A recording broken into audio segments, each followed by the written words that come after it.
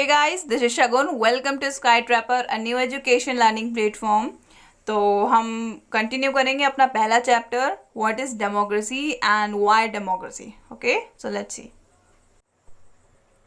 Today we are going to talk about free and fair electoral competition in China and Mexico. Last class में हमने पाकिस्तान के electoral system के बारे में पढ़ा था और डेमोक्रेसी का पहला फीचर भी जाना. आज हम चाइना में क्या सिस्टम था इलेक्शन का वो देखेंगे. तो चाइना में क्या था ना कि हर 5 साल में पार्लियामेंट के इलेक्शंस होते थे. ठीक, तो चाइना के पार्लियामेंट को नेशनल पीपल्स कांग्रेस कहा जाता है. इसको ऐसे याद रखना. और जैसे अपने आप पार्लियामेंट है बोलते हैं वैसे वहां पे नेशनल पीपल्स कांग्रेस बोलते हैं. और ये चाइनीज में लिखा है, ये याद करना जरूरी नहीं है. ठीक है, तुमको सिर्फ नेशनल पीपल कांग्रेस मतलब याद भी नहीं करना है, एज ए एग्जाम्पल है ये. ठीक है, कभी लॉन्ग आंसर में अगर फीचर्स को इलेबोरेटली तुम्हें लिखना हो तो जरूरत पड़ सकती है. ठीक, तो फिलहाल पॉइंट पे आओ. तो जो चाइना की नेशनल पीपल कांग्रेस थी उसके पास पावर होती थी. कैसी पावर? प्रेसिडेंट को अपॉइंट करने की. ठीक है, और दूसरा बात ये था कि वहां पे अगर किसी और पार्टी को इलेक्शन में मतलब पार्लियामेंट के इलेक्शन में पार्टिसिपेट करना हो तो उसे परमिशन लेनी पड़ती थी. किससे लेनी पड़ती थी? Chinese communist party. अब ये चाइनीज कम्युनिस्ट पार्टी क्या है? चाइनीज कम्युनिस्ट पार्टी चाइना की पार्टी है. जैसे अपने यहाँ बीजेपी है, कांग्रेस है, तो इस तरह से चाइना की भी पार्टी थी. ठीक है, अब सवाल ये उठना चाहिए क्या चाइना में क्या सिर्फ एक ही पार्टी है? अरे वही तो बता रहे हैं. कोई पार्टी अगर इलेक्शन में पार्टिसिपेट करना चाहती थी तो उसे परमिशन लेनी पड़ती थी. बोलोगे परमिशन ले लेना, क्या दिक्कत क्या है? अरे यही तो दिक्कत थी. परमिशन भी उनको ही मिलती थी जो चाइनीज कम्युनिस्ट पार्टी के मेंबर पहले से थे. ठीक है, मतलब और कोई पार्टी को परमिशन नहीं मिलती थी, उन्हीं मेंबर्स को परमिशन मिलती थी जो ऑलरेडी उस पार्टी के मेंबर्स हों. है ना? तो अब बताओ, जब पार्टी एक है तो फिर ऑपोजिशन कहां से बनेगा? है ना? तो ये था वहां का सिस्टम. ऑपोजिशन का तो कोई सवाल ही नहीं उठता. That's why the government always found by the communist party. इसी वजह से चाइना की जो भी गवर्नमेंट बनती थी वो हमेशा किसके थ्रू बनाई जाती थी? चाइना की कम्युनिस्ट पार्टी के थ्रू. ओके, समझ में आ भी रहा है हम क्या बोल रहे हैं? अच्छा चलो एक एग्जाम्पल से समझाते हैं. तुम लोग के स्कूल या फिर कॉलेजेस में तुम्हारे गैंग होते हैं. ठीक है, मान लो तुम्हारा एक गैंग है 20-25 लोगों का और तुम्हारे स्कूल में कंपटीशन हो जा रहा है. अब जरूरी नहीं है तुम्हारे स्कूल में सिर्फ तुम्हारा ही गैंग है, और भी गैंग बने हुए हैं. ठीक, तो अब क्या होता है जब कंपटीशन होने जा रहा है तो उसमें सबको पार्टिसिपेट करना है. पार्टिसिपेट करना है तो उसे तुमसे परमिशन लेनी पड़ रही है. क्यों? क्योंकि तुम बहुत ही ज्यादा पावरफुल गैंग हो पूरे स्कूल के. तो जब परमिशन लेने आते हैं तो तुम बाकियों को परमिशन नहीं दे रहे हो, तुम सिर्फ उनको परमिशन दे रहे हो जो तुम्हारी पार्टी के ही मेंबर हैं. है ना? तो अब तुम ये बताओ, अब कंपटीशन तुम्हारी पार्टी का ही मेंबर जीत रहा है तो क्या तुम्हें कोई फर्क पड़ेगा? तुम्हें फर्क नहीं पड़ेगा क्योंकि वो तो तुम्हारे ही गैंग का इंसान है ना.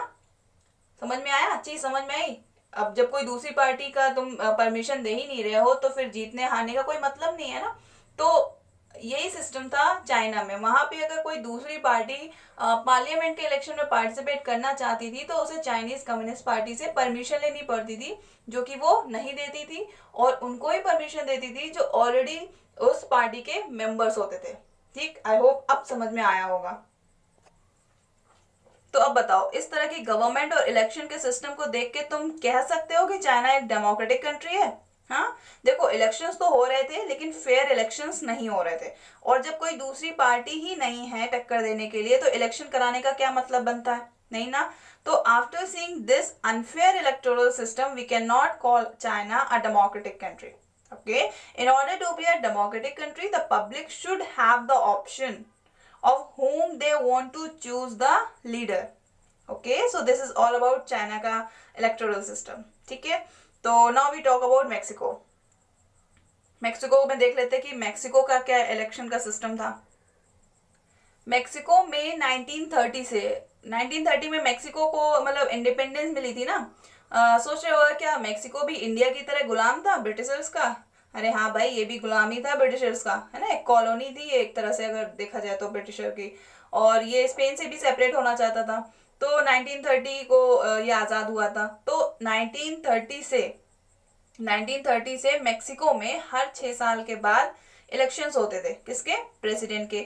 वैसे तो मेक्सिको में कभी भी मिलिट्री और डिक्टेटर्स रूल नहीं रहा है, लेकिन सन 2000 तक सारे इलेक्शन सिर्फ एक ही पार्टी जीतती है। कौन सी पार्टी? पीआरआई।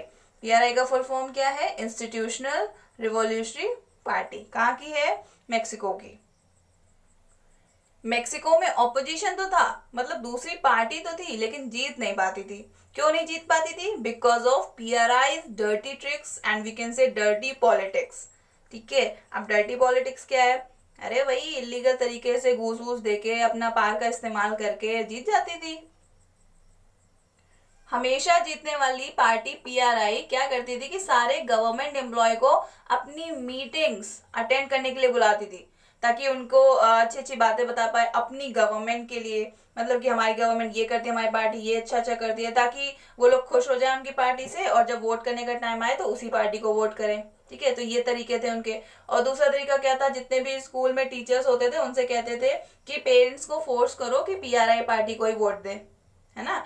तो देख रहे हो कितने नालायक थे ये, मतलब जीतने के लिए क्या क्या करते हैं, अपनी पावर का इस्तेमाल करते हैं, है ना, कैसे पैतरे आजमा रहे हैं। तो ये सब करते थे ये जीतने के लिए। कौन करते थे? पीआरआई।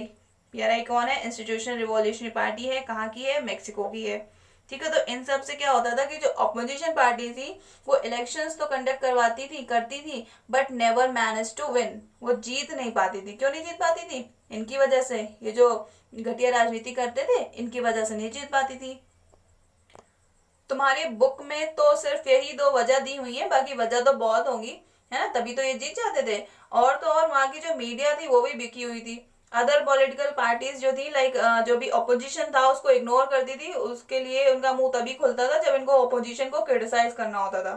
ठीक है, उनके अगेंस्ट कुछ बोलना होता था। और ये क्या करते थे, कभी कभी ना पोलिंग बूथ भी शिफ्ट कर देते थे। कौन? ये पीआरआई वाले पोलिंग बूथ शिफ्ट कर देते थे एक जगह से दूसरी जगह, ताकि लोग जिनको लगता था, इन्हें लगता था कि यहाँ हमारे सपोर्टर्स कम है और हमारे अगेंस्ट है, तो ये हमें वोट ना कर पाए, मतलब किसी दूसरी पार्टी को वोट ना कर सके।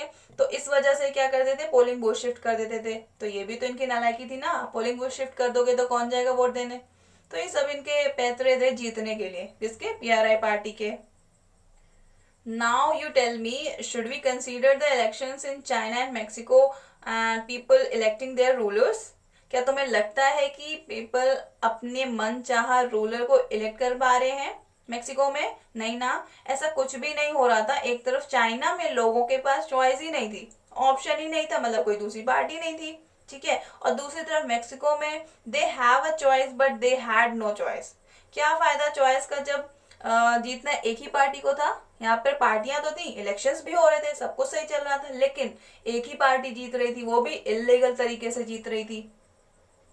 दोनों एग्जाम्पल पढ़ने के बाद कंक्लूजन यही निकल कर आता है कि there are not fair elections, मतलब वहां पे फेयर इलेक्शंस नहीं हो रहे थे। That's why China and Mexico are not a democratic country. अगर किसी को अभी भी इसमें डाउट हो तो मुझसे पूछ लेना, ठीक है। और अब आप जो भी हमने पढ़ा, इससे हमें डेमोक्रेसी का सेकेंड फीचर मिला। क्या मिला? A democracy must be based on free and fair elections where those currently in power have a fair chance of losing. समझ में आया बात? मतलब एक डेमोक्रेटिक कंट्री में, एक डेमोक्रेटिक गवर्नमेंट में फ्री एंड फेयर इलेक्शंस होने चाहिए, जहां पे वही जीते जो प्रॉपर तरीके से और ईमानदारी से इलेक्शन में पार्टिसिपेट करे। मतलब जिसके पास पावर है, अगर वो जीत रहा है तो एकदम फेयर तरीके से जीते, और जो हार भी रहा है वो भी बिल्कुल फेयर तरीके से हारना चाहिए। ये नहीं कि जो पार्टी जीत रही है उसने गलत तरीके से, इलीगल तरीके से वो जीती, फ्रॉड करके जीती, और जिस वजह से दूसरी पार्टी हार गई। ठीक है, तो हमारा डेमोक्रेसी का जो दूसरा फीचर है वो यही कहता है। क्या कहता है? Election must be free and fair.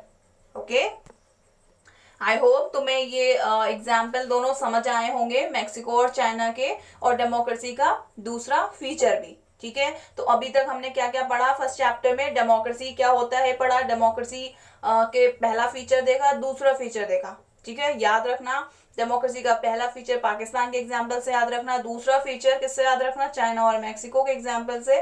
Okay, and फिर हम नेक्स्ट क्लास में नेक्स्ट एग्जाम्पल देखेंगे और उसमें डेमोक्रेसी का तीसरा फीचर देखेंगे। ठीक है, till then be happy, be safe and bye bye.